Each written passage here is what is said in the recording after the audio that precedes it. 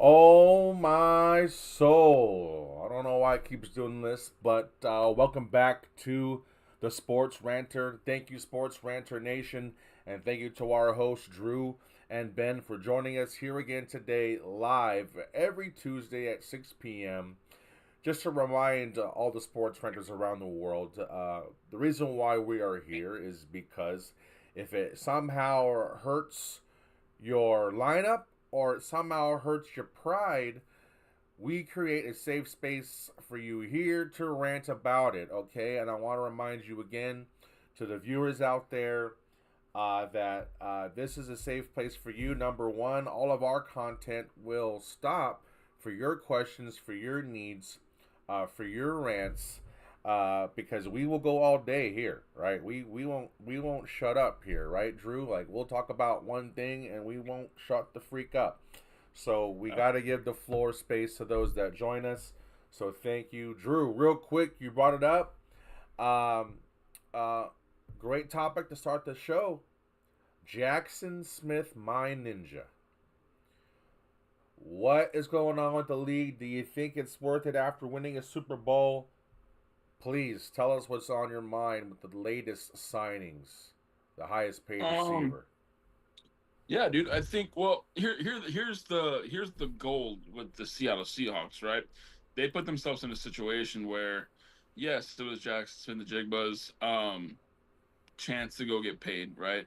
He put together a phenomenal season. They got rid of DK Metcalf the year prior, right? They said, okay, hey, prove it to us again, prove it to us that you're a stud, and we'll pay you.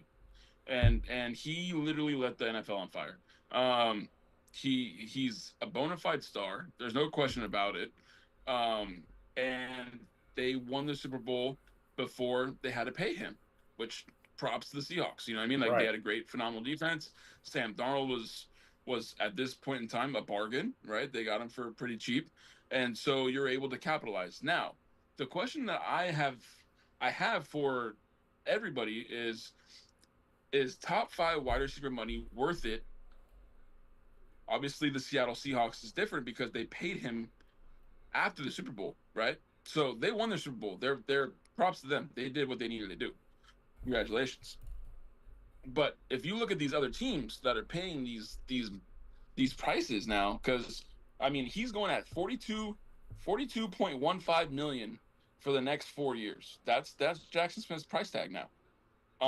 Damn. So, I mean, that's quarterback money. That's more than you're paying Sam Darnold. Sam Darnold's getting 40 million. So, it's just one of those things where it's very shocking. And I wanted to look and I wanted to tell our viewers, the top five right now, wide receivers paid are as follows. It's Jackson Smith and Jigba at 42, Jamar Chase at 40, Justin Jefferson at 35, CeeDee Lamb at 34, and DK Metcalf at 33. So that rounds up the top five. And if you look at that, three of those teams, they don't go to playoffs. Three of those teams have a defense that is atrocious. I mean, the Cowboys, terrible defense.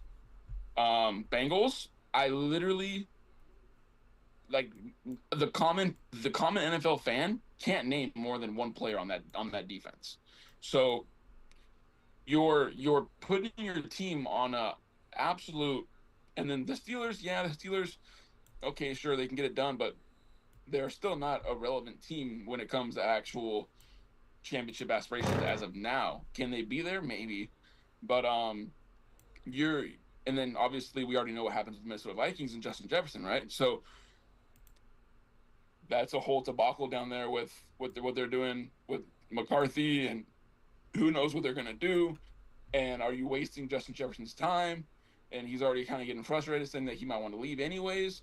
So I just don't know if it's worth paying top Interesting. five money for a receiver unless it's you're in like the Seahawks place, right? Where you already got the bowl, you already got the ring, and you want to keep that bona fide stud that you have. Well, Like let's the just Rams, for instance, right? The Rams. They won the ring, right? Puka Nakua is gonna be there, right? Puka Nakua is gonna get paid next. That's what everybody's gonna assume, right? And Puka Nakua is probably gonna make more, you would assume, than JSN. So you're looking at Puka Nakua probably getting close to 44 or 45 million dollars if he extends.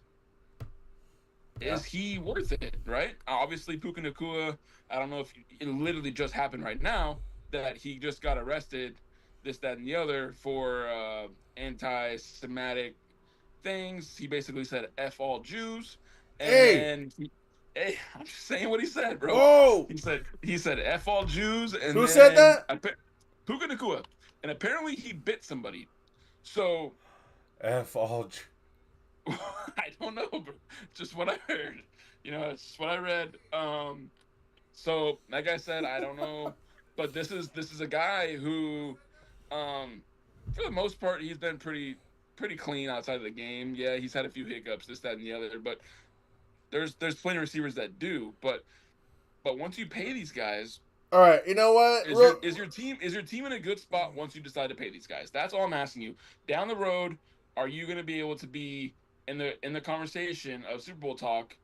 Because if you're signing a $40 million receiver, a $40 million plus quarterback, and you still want to try to be able to put together a formidable team, I think it's very hard. You look at the Cowboys now.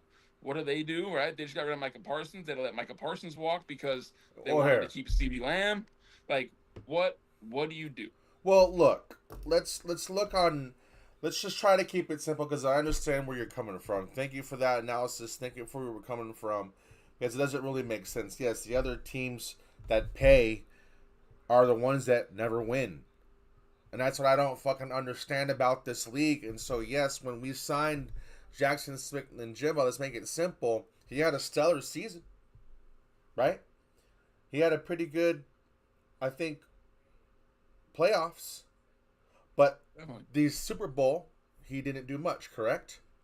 He was kind You of, do okay. Yeah, yeah, but he wasn't Jackson Smith, my ninja, right, in the Super Bowl, right? And so that's what we found out. So, but it doesn't matter if they can get those two staples to where they got Donald, they've got Jackson Smith and Jigma. They've got what? Bringing another running back who can run the ball just like Kenneth Walker, right? Those short yardage, and then just filling the gaps with the defense. Even the 49ers filled in with the young, talented, good coach defense can make it happen. So they go all in with their offense that got them there.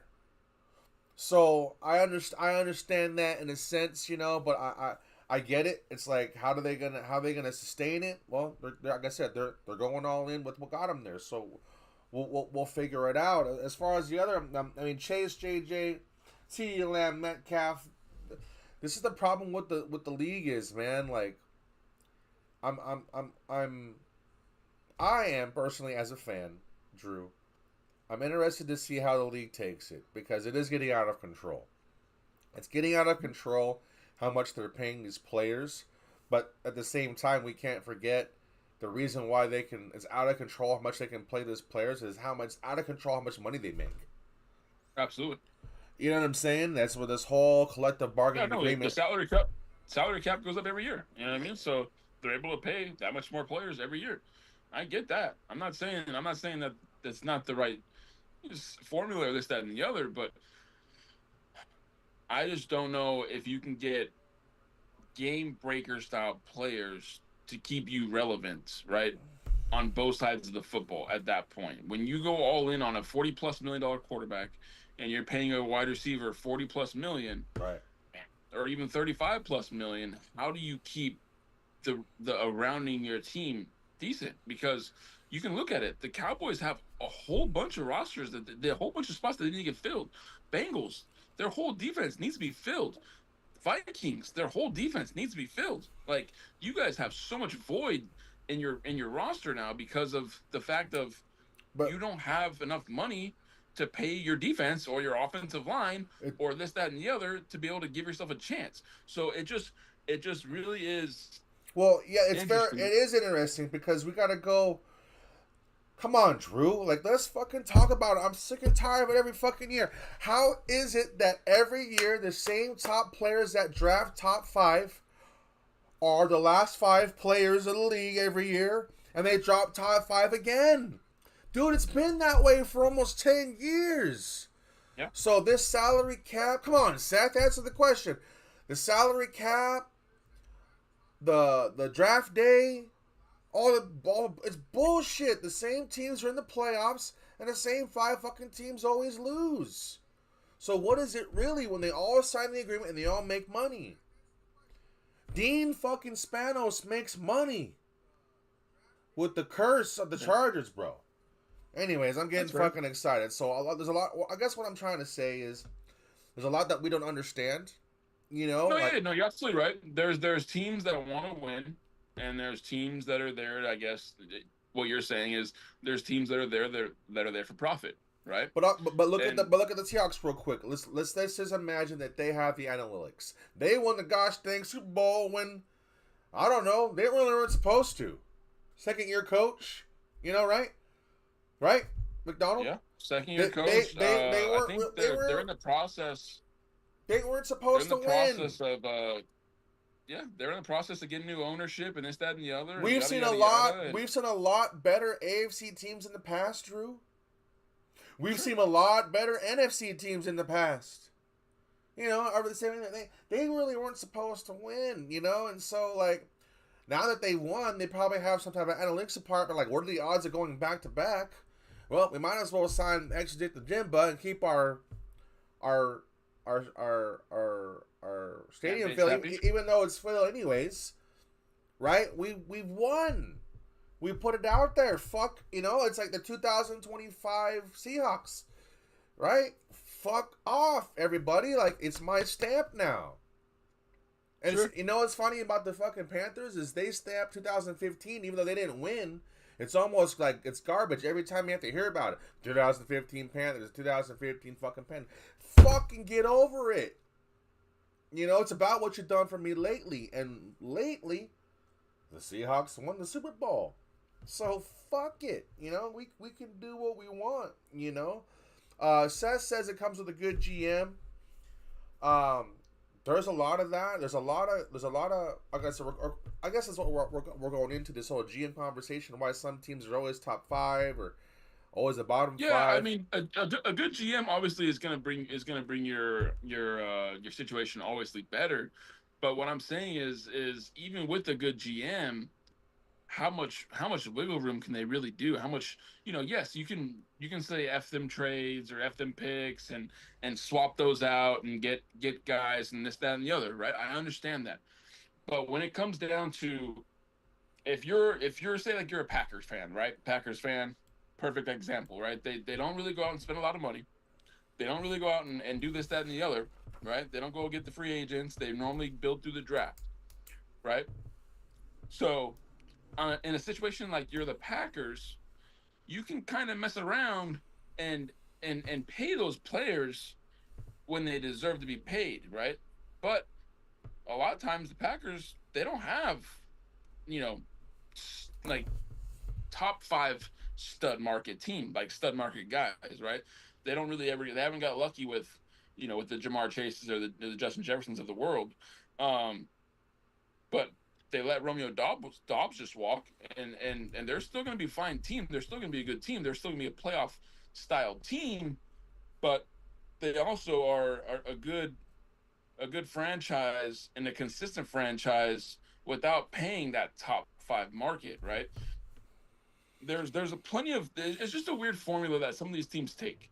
That's all I'm saying. And the gamble of paying a top 5 receiver and still trying to pay a $40+ million quarterback is just seems to me like it's not a lot of success that's going to happen with it. Yeah, but can the Bengals bounce back? Of course. Can the Vikings strike gold in JJ McCarthy or this, that, and the other? Maybe, but I doubt it. But paying a quarterback nowadays $40 million is quite normal. It's not. That's my point. It's quite normal. I understand that. I mean, we just signed Mike Evans for a $20 million deal. That's, in my opinion, that's a steal now. An absolute steal. Yes, he's 32 years old, sure, but the quality and the production, quality and the production are very similar. Can I ask you this real quick? Because we're going to change lanes. But I'm going to ask you this real quick, Drew. Yeah. You solidly in both leagues consistently for about a decade have been behind this man no matter what. He's been there, you take him, and he's consistently been in the playoffs, at least in Jake's league. Now this guy's on your team, Mike Evans. Mm-hmm. How do you really feel about it, my friend? How do you really feel? I Come on! I Say I it! know. Say it! So here's my thing. I love it, of course, because I know what we lack as a 49er fan. We lack a red zone target, right? Mm. We lack a red zone target, Your last and one in got my opinion, shot and traded. dude, Brandon Ayuk is a mess. Okay, so that's another whole situation. But it brings a lot of like worrisome away, right? Because Mike Evans, if he's healthy, which he's almost always healthy. He had a bad year last year. He didn't play a few games, this, that, and the other. But for the most part, 11 out of 12 years, he's had 1,000 yards. He gets double-digit touchdowns on the regular. Um, he's a guy who can just score in bunches, and it really brings pressure off of Brock Purdy for the first few games until George Kittle gets back, right? George Kittle comes back. You hope that Christian McCaffrey's still healthy and this, that, and the other, and everybody's running. And then you bring in Ricky Pearsall, which you hope you can develop. And yeah, dude, Mike Evans doesn't have to be the number one target all the time. He can just play. He can play a role like anybody else in Kyle Shanahan's system. Just play a role, right? And they're gonna get open. They're gonna get easy touchdowns. They're gonna get this, that, and the other. And it's gonna be, dude, that should be a phenomenal fit. The way I see it is, he doesn't Phenomenal have to. fit. He doesn't have to go get his 1,000-yard season no more, right? But he can go get 12 touchdowns just like Devontae Adams, right? 100%. That's And kind of what everybody was talking shit about Devontae Adams last year. Mm-hmm. Why would the Rams do that? Give him all that money, or why would they do this, that, and the other? Guess what, dude? He was 32, just like Mike Evans, sorry, and he had double-digit touchdowns, and he was fucking phenomenal. Yeah. I expect Mike Evans to pretty much be the same thing. He's not going to be a 1,500 yard receiver. Mm-hmm. I don't expect that. Mm-hmm. But can he get 1,100 or 1,000 and probably get double-digit touchdowns? Absolutely, he can. He's in 1,000 yards. He can get 800 yards. Yeah. All right, he can get 800 yards, but more touchdowns is what I'm saying. They're going to use his ability in that red zone, exactly what you said. So, anyways, I wanted to give you that shot because I was actually pretty excited. Not only that, sprinkle a little Christian Kirk. That's not too bad. I think you guys find your way back into the playoffs with those moves, and maybe make beyond the first round. What's this going on here? What do you say? Gotta hope his hamstrings keep up. Seth says hopefully Mike Evans' hamstrings can keep up with the rest of the league. Yeah. Okay. Anyways, let's move on to the next subject if we caught. Draft day is around the corner. I would say about a month away. 4 weeks. And I really wish Nick was here because he swears up and down Mendoza is going to be the first pick. Absolutely. Buy the jersey, right? And I get it, right? They need a quarterback and all this motherfucking nonsense, blah, blah, blah, blah, blah, blah. But did you guys watch this freaking monster at the combine? If you don't know what I'm talking about already, you've already missed it. We have not seen a specimen like this at the freaking combine since Megatron. Who is it, Seth? Who is it? Who are you guys watching? Go ahead, take it for me. Sonny motherfucking Styles, bro, is 6'6", ran a faster 40. Was this the DN? Middle linebacker. Oh, okay. That's insane. 6'6". Yeesh. Yes. Sonny Styles. I'll have to look him up. I'm not gonna lie. I haven't been doing my homework on Sonny Styles right now. Ran a faster 40 than Megatron. Something like that. His his Vertical. vertical jump made everybody else jump. Dude, it was insane. Like who they compared him to with the highlight with the 40-yard dash. There's no fucking way he did it. He ran a 4.47 40, 6'6" middle linebacker, dude. Like, anyways. And that's the stuff that I'm talking about, bro. Like when we were talking last week on the episode, right? About these offensive linemen, right? These offensive linemen, it's gonna have to be like these guys have to get more athletic. So that's what I'm talking about with this Mendoza. Where the hell is Nick at? Nick, I know your family came on. I know. Yes, Avril Reese is supposed to be the other linebacker or the other safety. He's like bigger. So there's two monsters coming out of Ohio State. They're both 6'6" and monsters. One's Avril Reese, better than Sonny Styles, but I like some Sonny Styles because I guess he was supposed to be drafted near the Panthers until his combine, but they already knew that. That's why they went and got Devin Lloyd, but they already knew fucking Sonny Styles was a fucking goner, probably top 5. Like, the Raiders should get Styles. Fuck Mendoza. Fuck Mendoza. Are you kidding me? Like, seriously, Nick? Are you kidding me? Go get Kirk Cousins. Go get Kirk Cousins. Go get somebody else. Do not pass this guy up. With Khalil Mack? They just tried that. They tried that with Geno Smith. No, they tried with Geno Smith. But they had, let's get Geno Smith. But they last time they tried that was a Khalil Mack type player, which they went far with. That's my point. So please take it away. No, they didn't. They didn't do shit. They won one playoff game. But as the Raiders but as fan, you said, you fucking creamed your jeans because you went to the playoffs. But as you said, because they had that spot filled, they were able to fill the rest of the roster. You're gonna count on rookie. You're talking about Lindenholm, and they got all these noobs now, and they're all of a sudden in ready mode, and all of a sudden I get a rookie quarterback, and I'm in win mode. No. Well, here's the thing. Look. Speaking for Nick as a Raider, whatever. I know that Nick's huge Raider fan, but they just got some talent, dude. Yes. Nakobe Dean's no joke. They got some talent on their defense, and that's kind of what they needed to get, right? They spent a bunch of money. They got Nakobe Dean. They got obviously Max Crosby back. I know they got a few other people I can't think of off the top of my head who else they got, but they got some pretty damn good players coming on that defense. Okay. And you already have Ashton Genty, who's going to his second year now. You have Brock Bowers, which I believe is going into his 4th or maybe his 5th, but you still have him in a rookie contract. Brock Bowers. And you're able to go ahead and you're able that's to what get, I'm saying. You're going to just throw Mendoza out there? A good quarterback. You're able to go get a good quarterback, and you have time. That's the thing. If Brock Bowers is in his 4th year, which I believe is going to his 4th, you get 2 more years. Let Francisco Mendoza let him develop in 2 years. Okay, and then you make your decision. Genty's going to be what, in his 3rd, 4th year by then. Mendoza will be in his 2nd. Brock Bowers will be in his 5th. At that time, you can see what you want to do, Brock Bowers. You can sign him to a decent contract if you want to, and you got to get yourself a stud receiver.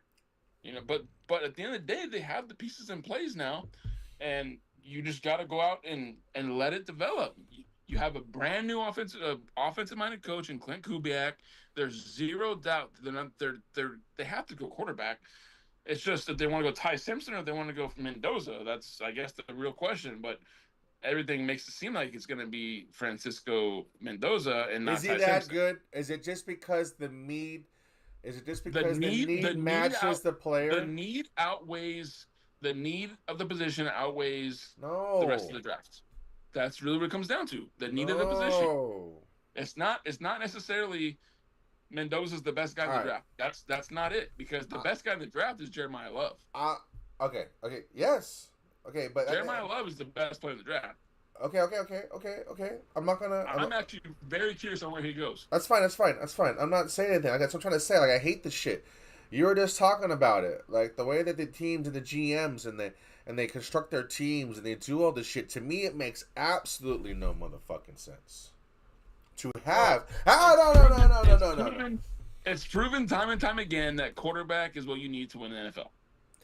It's proven time and time again. Oh, Yeah, Sam Darnold's not the best quarterback. I get it. They just won the Super Bowl, but that's Sam fine. Darnold's still a pretty damn good Yes, quarterback. but there's still awareness in situational football. If you have Ashton Genty, who should come out stronger at number 11th ranked running back last year, should come out a little bit better. Brock Bowers, you make all these fucking moves. You're in win now mode, so let's go fucking draft Mendoza? Who No! who What rookie who the fuck quarterback? is who the What fuck are you gonna get? what Who are you rookie gonna get, bro? quarterback? I don't know, but what rookie quarterback has taken you to the Super Bowl? What Okay, what rookie but they're not quarterback playing. They're not playing for tomorrow. They're playing for 2 or 3 years down the road. are they? Remember that. They're not playing. They're not playing for tomorrow. Uh, okay, okay, Raiders are not playing for tomorrow. If okay, if Nick thinks that the Raiders are gonna fucking get the Super Bowl, that he's fucking high as fuck. There's a zero chance. okay. Now, If they're can playing they for can they get tomorrow, there in that's two or fine. three years? If they can get there in 2 to 3 years, But that's what they're playing for. I just wish he was here because last time he was on the show, he was all high and mighty of the Raiders because they finally made good moves and Yes, they made good everybody moves was for 2 to 3 years down the road. okay. So I'm like, all right, whatever. What are they gonna do? Sonny fucking 2 to 3 years Styles, down the road. Sure. Reese, Caleb Downs, all these monsters are sitting there, and you're gonna get a quarterback, dude. Like If you can name me somebody that can be relevant for them, Kirk I might Cousins. agree. Fuck out of here, bro. He There's no can't throw chance. to he can't throw to Brock Bowers, and then give it the ball to Genty. That's what I'm saying. All you need to do in this league is hand the ball off. If that team can't stop the run, that's all you got to do. And then you bring in a fucking monster like Styles and maybe a receiver. Who are the receivers in Las Vegas? Not many good ones. We don't know the fucking so we don't even have a receiver, and we're still bringing in a rookie fucking quarterback. Like, oh my god. Okay, let me get off the Raiders. Let's talk GMs. This is what I'm talking about. Like, this is why I think you, me, Nick, all of us, we could do a better job, dude. It's my dream job. I was watching Draft Day today. Like, it is my fucking dream job. If I ever had a chance, do some scouting and to show these guys what a real player is and just put a dog on the field. I'd love it because they really do make it tough. Dan Morgan, GM, dude. The reason why I'm bringing him up, I'm not gloating the Panthers. He's literally attacked the free agent with need, specifically so that he can be flexible in the draft. 100%. Best player. It doesn't matter who it is, right? We're going receiver 2 rounds in a row. I'm getting 2 motherfucking running backs even though I got one last year. Like, it makes no sense when you look at while he's drafting, but then you see them impact on the field every year. Every year there's an impact or they're a starter or they've done something ever since he's drafted. So it's like, damn, what's he going to do this year after the free agency? Anyways, I'm just saying, if I were a GM, I would always do it that way. I would always go free agency for my need as best as I can. I'm not saying it's the right way to do it for the Raiders. But come on, dude. The best player available in a draft where there's no quarterback really who's like, he ain't no fucking Manning. Is he a Manning? Is Mendoza a Manning? No. Thank you. No. Thank you. No. Next. That's fair. If Arch Manning says he wants to come out of the draft and he wants to go get, this, that, and the other, yeah. Arch Manning is the number one pick. I don't think there's any debate. He's not going to, but yeah, no, it'll be interesting. I mean, I don't think Mendoza's bad. Do I think he has the ability to make the Raiders absolute playoff team year after year after year? I don't know. I really don't. I can't tell you right now that I think Mendoza's that guy. I don't think he is. But can he be formidable? Can he be a decent quarterback? Can he be something that's put him in like for me, like I look at Brock Purdy, right? Like as a Niner fan, Brock Purdy's not a top 5 quarterback. Is he a top 10? Yeah, he's fringe. I think he's right around there. That's what I'm saying. Can Mendoza be that? Yeah, he probably could. But they just got to get pieces for him. Like there's very few quarterbacks that come into this league, and it doesn't matter what their roster looks like. they're going to be able to be better than their roster or hold them to playoff status just Go, because they're that dude. You know what I dude. mean? There's Josh Allen. There's Josh Allen. There's Lamar Jackson. There's a few guys that are like, I'm gonna make my team to the playoffs, and it don't matter who's around me, right? See, We know that's that, what I'm talking about. but that's not Mendoza. I don't feel like that's gonna be That's what Mendoza. I'm talking about. You trying to tell me that they're not in a position to make a trade for Lamar Jackson, or No, and they that, just but fucking beat him. okay, I'm just saying, or Joe Burrow. There's no way to make a trade. There's no way to make a draft trade or something that makes more sense than a rookie quarterback. At this point right now, I don't think so. You know what I mean? I I don't I think so. I get. We'll move on to the next subject. I get where you're coming Yeah. from. You got to get a quarterback, but Yeah. just because they're the best quarterback of that weak ass draft that this year, it doesn't mean you should Sure. go get it. That's I, all. I, I tend to agree. I tend to agree. That's the only thing. I guess what I'm saying. I wouldn't. Fuck no.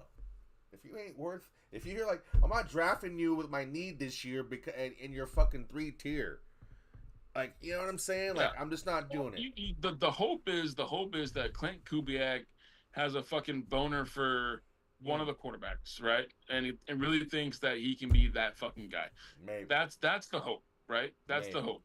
Um, like I said, we'll see. I mean, the Raiders are the Raiders. You know, they're a shithole franchise for a reason. So Hey, all right. Let's move on to the next subject to close out the show.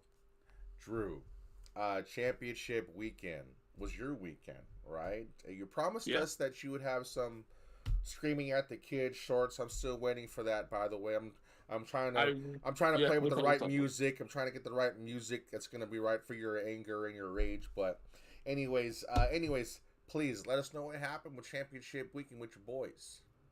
Yeah, so it was awesome, man. We didn't even talk about this before the show, so this is Ben's hearing it for the first time with everybody else. Um, Basically, what happened is it's neck and neck, dude. The whole game, neck and neck. Um, we're down to the last. We have the last shot going into regulation, tied, right? 44 or whatever the score was. It was tied going into the end of regulation. Um, One of my best players, name's Kent, has a drive, kind of like sideline, baseline, gets up for a floater. He misses it. Okay. I'm like, okay, not the end of the world. Just go to overtime. No problem. I have 12 guys on my team. I had to make a call as a coach of, do I put more people in and try to change it, or do I just ride or die with my starting five? And I said, I'm ride or dying with my starting five. It Yep. is what it is. These guys earn the minutes. These guys have been my best players. I'm going with them. I'm trying to get a championship. Cool. Overtime comes. It's only 2 minutes, right? Mm. It's only 2 minutes for overtime, right? Anything crazy. It's YMCA. It's nothing, insane. So 2 minutes, we go, and back and forth, double overtime. Okay, Wow. I'm like, Wow. fuck. I'm like, the pressure, You sure should do like, this? it's crazy because, like, even though it's just the YMCA or this, that, and the other, that stadium's fucking rocking. These are 13 to 17-year-olds that are high school players. Like, they're good players. Um, so I said, you know what? Fuck it. We're riding or dying with starting five. It is what it is. Um, Damn. Same guys are out there. Same guys are out there, right? And it's getting down to the last few, like 30 seconds or so. They end up getting a foul on us, and the guy goes and makes only one free throw. Okay, so we're down by 1 point. We have the last possession. I wanted to make sure that I had some sort of pick and roll action with my best player, my best guard, and my best big man. So the guard ends up actually throwing the ball in bounds. So my best big man, who has a decent handle, is going up the court. But I'm starting to freak out because is he gonna fucking turn it over? Is he gonna make a bad decision? I said, hey, dude, get the ball to Kent, get the ball to my guard. So basically, the pick and roll ends up being with the big man giving it to the small guy, which Mm-hmm. is like kind of like the reverse order of I wanted it to be. But Kent had a layup. He had an opportunity to go get the layup. The big guy. Rims out. We no, the guard. The guard. They ends up handing off, the big guy hands it off to Kent, right? Mm-hmm. The guard. and he goes up for a layup. It rims out, just rims out the way, and we're like, okay, there's like 4 or 5 seconds left. We get the rebound. We get it back to the big guy, who's like in between the free throw line and the 3 point line, wide open. I was like, dude, shot goes up. I swear, bro, it was slow motion. I was like, oh, it's fucking gold. Like, we're good. Boom, boom, boom, both sides of the rim, and just pops out. 44-45 loss. We lose by 1 point, and Wow. just a devastating loss, dude. It sucked, man. Kids felt terrible. Wow. I kind of felt bad. Like maybe changed if I would have put some other people in, maybe would have been Sure. changed. But I'm like, dude, these guys earn their minutes. You know, Yeah. I look back at it, I'm like, maybe I could have made a little bit of coaching changes here and there, but we had so many opportunities to win that game, and I was just like, well, Wow. it is what it is, dude. I'm not gonna ride and die with my five, and it was what it was. But Any it was a great parents? ass Any game. parents mad or what? Nah, no, no, no. I don't. There was a chirp from one of the players. This, that, and the other. But at the Hey. end of the day, it's like, dude, look. I told him, I'm like, hey, look, man. If you were to play better defense, I'd give you more time. Right. That's simple. Boom. And Boom. he didn't. Whatever. It is what it is. You can't make everybody happy, but we had our chance to win the game, and we just fell short. But yeah, the other one too. We didn't even talk about it last week. Was I was actually in the fantasy basketball championship for fantasy basketball league, and Yes. that was My cool. man. That was back and forth, back and forth. $1,000 winner takes all, right? So it's Wow. it's a pretty cutthroat league, and these guys are pretty good. And I ended up getting Cade Cunningham, which anybody knows basketball. He had a collapsed lung out of nowhere, absolutely out of nowhere. I wake up. Long story short, I wake up. Five of my guys are out, and these are studs. I'm talking about Pablo Banquero. I'm talking about um, Donovan Mitchell and Jalen Johnson, like guys that are just phenomenal players out of my lineup, and I end up getting waxed because on Saturday I had like five guys, like five of my studs just missed time and missed the game, and I'm like, I can't keep up. So Good old because fantasy. you only get seven matchup roster additions per week, and I was capped out by Friday, so I had no chance to move players around or this, that, and the other. So I get second place in the fantasy basketball championship as well. So yeah, second place loser all weekend. Yeah, Wow. just tough. Always the maid of honor, never the bride, right? Always the maid of honor, never the bride. I know how that feels in fantasy too. 2 years in a row in the league, I got second place. Are you freaking kidding me, man? I gotta change it up. Gotta humble myself, do something different, and try to change it. So, I want to ask your opinion to help me out. I would like your advice here live on the channel. Seth, if you're listening, or anybody else listening, please let me know what you think. I want to remind all the sports runners around the world that this is your platform to rant about whatever. I'm going to rant about my head coaching dilemma. Okay, so anyways, to try to make it short here, part of a Pop Warner program. It was my first year coaching last year. They saw the kids respond to me well as a defensive coordinator. They saw the head coach take it back away from me for some reason because he just needed control. He admitted it. But then it was given back to me, and then they started winning again, right? So, in my own way, I got resumed and looked at and recruited to be the D coordinator this year for the 10U Pop Warner team. Okay? So that's kind of where I'm already at now. I'm now entering the new program, the new season as the D coordinator, because that's all I kind of want to handle. By the D coordinator for the 10U team. There's a lot of drama, Drew, between kids, parents, coaches. Longer story short, the baseball coach that's my son's coach now, everyone's eyeing on him because his dad was kicked out of both football and baseball for being an asshole. So now the son's playing the sins of the father. Does that make sense? So everybody's eyeing this guy like he's going to be a jerk to all their kids, even though he's good. Anyways, instead of him kind of, So you got a donkey father that has a stud son. Is that what's going on? there's a coach, the head coach of the Pop Warner 9U last year.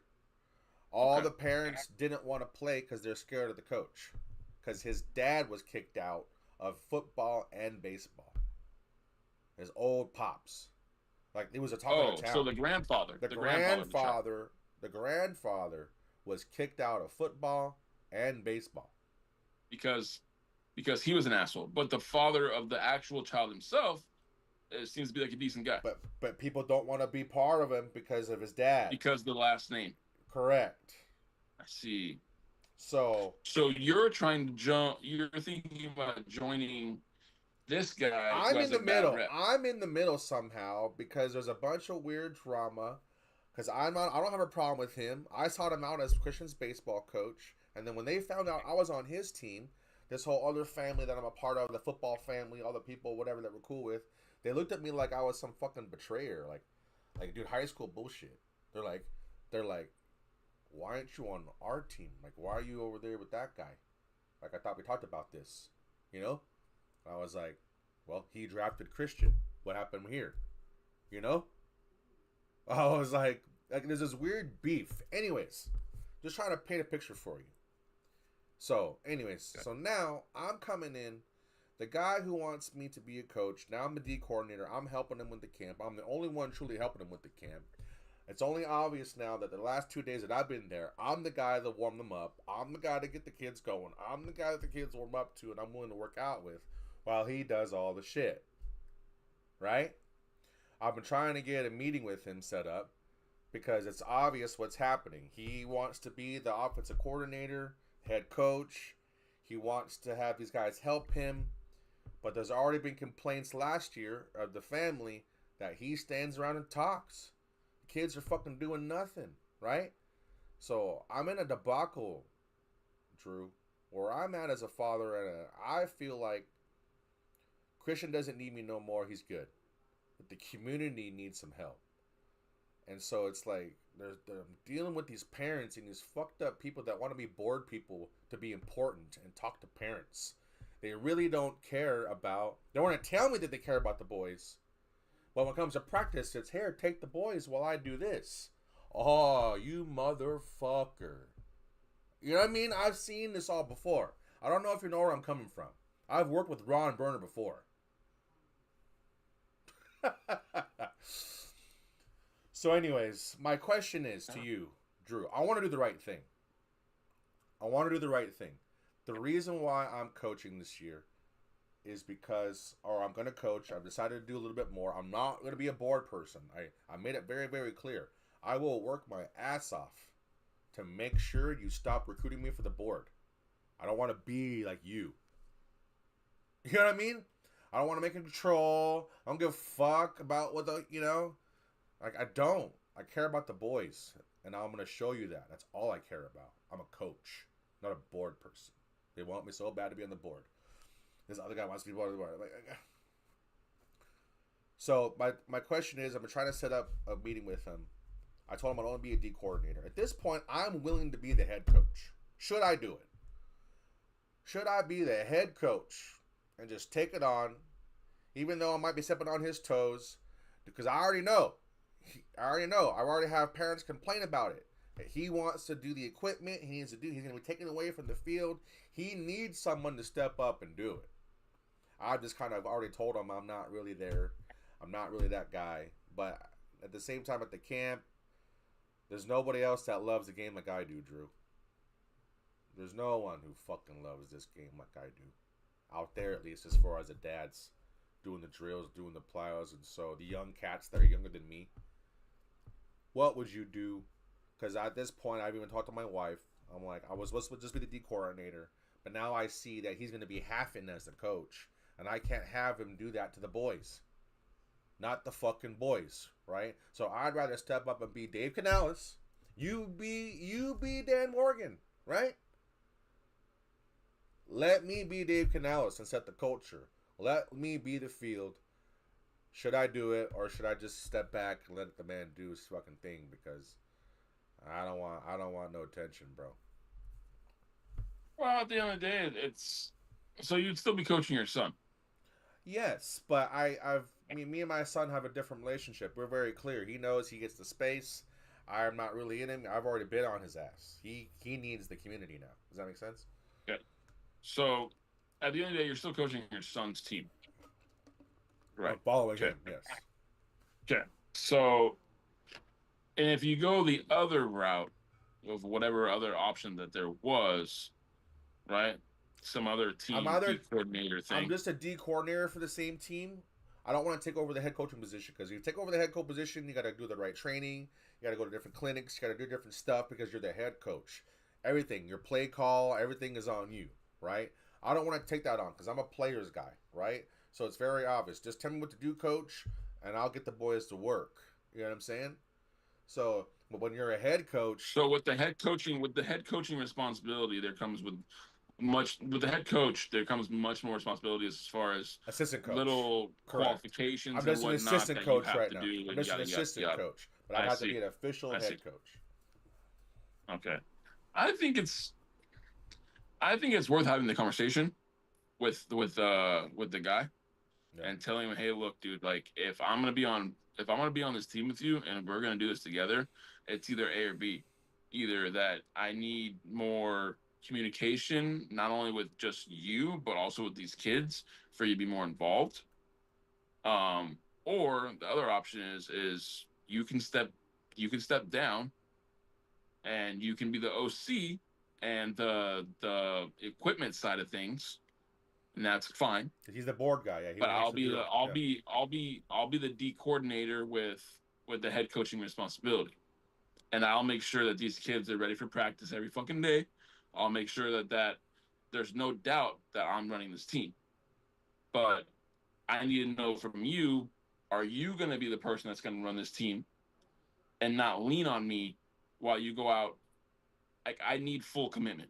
If you can't give full commitment, then you should consider giving me the team. And that's what I would tell this guy.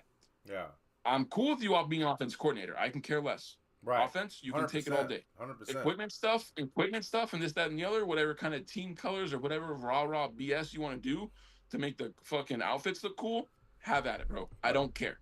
When it comes down to football and how the game is played and how the game is operated and how these kids respond to authoritative figure, that's what I care about. And when the role that you want to play is not the role that I feel like needs to be happening, that's where we're going to have an issue. And I don't want that issue. Right. I don't want that issue. That's why I'm telling you now that if you don't feel like you can be an authoritative figure and give these guys, you know, No, discipline no, you've hit on and the dot. He's a board person. He has to do this stuff. So the commitment. Can he be fully committed to the head coaching part? When he's going to be distracted by parents, he's going to be distracted by the board stuff. That's where I'm coming from. I've already watched it 1 year, and I've already heard parents complain about it. So it's just like that's where I'm at. I already know it's going to be an issue. So it's like, what do I do? Do I step up and have that conversation for the sake of the boys? I think it's warranted. I think it's warranted for a meeting. Yeah, And you express how you feel. yeah, Could he go about it and he could take it the wrong way? Sure, he could. yeah. But at the end of the day, I feel like you're gonna have a better like you feel better about the situation knowing that you talked about it than Right, not being able to talk about it and going to the season and just kind of right. holding your tongue all the time or this, that, and the other and blah blah blah blah blah. And I'd rather have it done before the season starts than in the middle of the season and you guys explode on each other and it's not going to be a good thing for the boys anyways. So it's like might Yeah. as well get through your So, so, guys' situation now, so talk it out, and then that way it's clear. I appreciate you said that. And the reason why I'm asking you is because this circular man who I'm going to be working with now, we were coached his son on the team. He was telling me, you need to be vocal with the guy that everyone's worried about, right?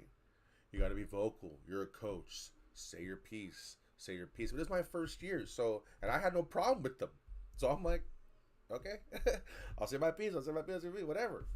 But now that I'm in and I see the board stuff and I'm really into it at camp, I'll remember his words and he said, "Say something." I'm like, dude, are you? I don't think he knows me yet, Drew. You know, like I don't think he's figured me out quite yet. Like he asked me to say something, I didn't say anything last year because I didn't really feel the place. But now I'm out there working all the boys, so I do feel like I have because I'm protecting them. You know, so Sure. I think he should be careful what he asks for. He wants me to speak up. Okay, the old school football band is coming out. I don't know. We'll see. We'll see if you really like football or not, buddy. You know, I don't know. I appreciate you, Drew. I appreciate your help.